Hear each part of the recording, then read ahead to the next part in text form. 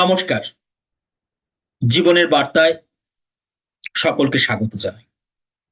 জীবনের বার্তায় আলোচনা হোক জীবনের কথা নিয়ে। জীবনে কিভাবে সুখে শান্তিতে আনন্দে থাকা যায় তাই নিয়ে। আজকের আলোচনার বিষয় খুবই ইন্টারেস্টিং। বিষয়টা হলো জীবনে কি করলে সুখে শান্তিতে থাকবে। দেখুন, এই পৃথিবীতে প্রত্যেকটা মানুষ, এমনকি পশু পাখি, সবাই সুখে থাকতে চায়। এখন সুখটা কি? প্রশ্ন হলো সুখ কি করে আসে। সুখ সুখ হচ্ছে আমাদের মনে।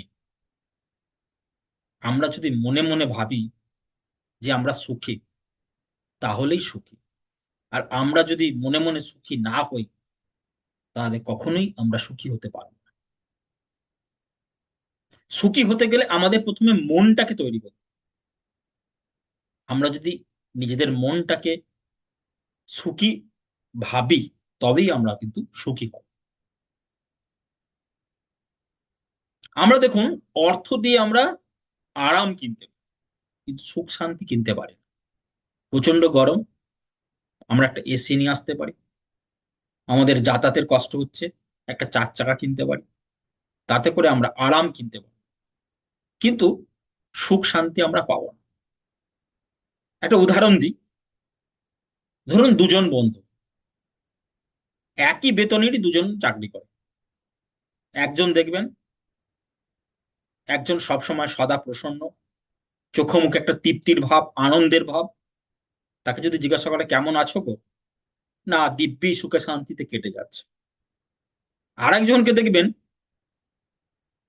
তার মনে শান্তি নেই, সুখ নেই, সবসময় একটা অশান্তিতে ভুগছে। তাকে যদি জিজ্ঞাসা করা কেমন আছো গো, আর এ বেতনে কি আর চলে? এতে চলে না। তার মধ্যে সুখ নাই, সে অসুখী। তাহলে কেন এমন হয়? এই সুখী বা অসুখীর মূল কারণ কিন্তু আমাদের মন। যাদের অজস্র পয়সা আছে, টাকা পয়সা আছে, তারা সুখী নাই। আবার যাদের অর্থ নাই, তারাও সুখী হতে পারে। আমার সাথে একদিন একজন যে অটো ড্রাইভারের সাথে একদিন পরিচয় হচ্ছিল, তাকে আমি জিজ্ঞেস করলাম, আহ তুমি যে অটো চালাচ্ছ, এতে তোমার যা রুজি রোজগার হয় তাতে সংসার চলে? তোমাদের পরিবারে কজন আছে? পরিবারে তার বাবা মা আছেন, তার স্ত্রী আছেন, তার দুটো ছেলে আছে। একটা ছেলে ক্লাস 8-এ পড়ছে, আর একটা ছেলে উচ্চ মাধ্যমিক দেবে। তো তাকে জিজ্ঞেস করলাম, তুমি যে এই যে টাকা ইনকাম করে, এতে কি তোমার সংসার চলে? তখন সে উত্তর দিল, হ্যাঁ, ঈশ্বরের দয়াতে যা আমি ইনকাম করি আমাদের চলে যায় ঠিকঠাক। কিন্তু দেখবেন, তার থেকে অনেক বেশি অর্থ উপার্জন করে অনেক চাকরিজীবী আছেন, অনেক ব্যবসাদার আছেন, বা অনেক বড় বড় প্রফেশনের মানুষ আছেন। তাদেরকে যদি জিজ্ঞাসা করা হয় আপনারা কি সুখী, তারা বলবে, না গো, এই পয়সা, এই মাইনে, এই অর্থে কি আর চলে? এই মেয়েটাকে আমার এই ইনস্টিটিউশনে ভর্তি করতে হবে, এই জায়গায় কোচিং দিতে হবে। তারা দেখবেন সবসময় নাই নাই নাই করছে। দেখুন, আমাদের আকাঙ্ক্ষা শেষ নাই।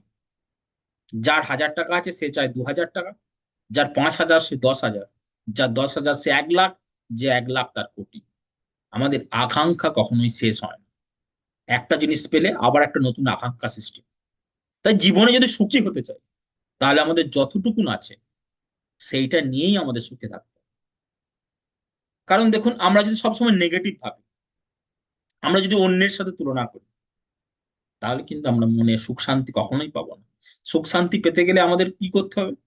আমাদের আমাদের যেটা আছে সেই জিনিসটা নিয়েই, আকাঙ্ক্ষা কম করে, তাতেই সুখে শান্তিতে থাকতে হবে। কারণ সুখ হচ্ছে আমাদের মন।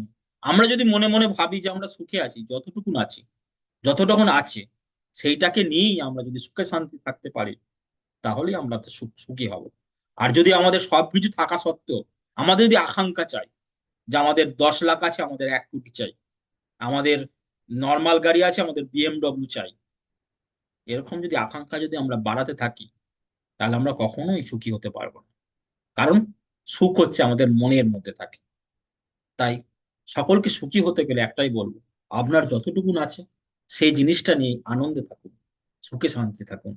তবেই আপনি মনে মনে সুখী হবেন। কারণ সুখ আর কিছু নয়, সুখ বা দুঃখ এটা আমাদের মনের কথা। আমরা যদি অল্পতে সন্তুষ্ট হয়ে সুখে থাকতে চাই, তাহলে অবশ্যই সুখে থাকবো।